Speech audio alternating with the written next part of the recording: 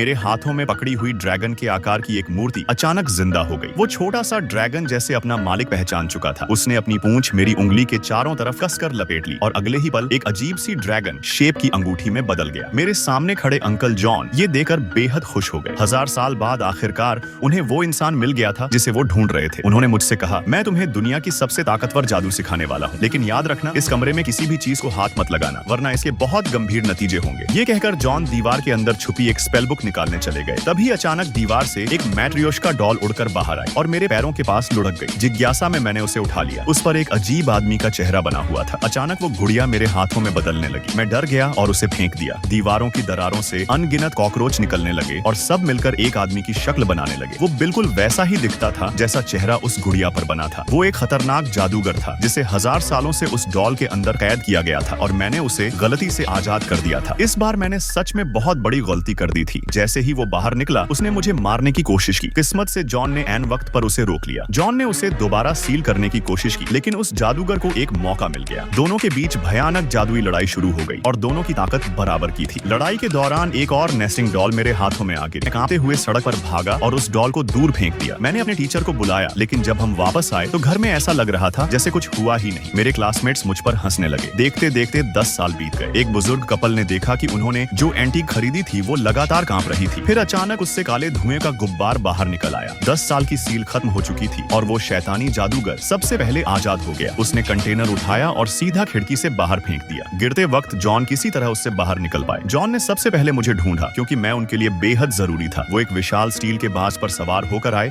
और एक बार फिर मुझे उस जादूगर से बचा लिया। फिर जॉन ने मुझे बहुत पुरानी कहानी सुनाई। 1000 साल पहले एक महान जादूगर था, मर्लिन। उसके 3 होनहार शिष्य थे और जॉन उनमें से एक था।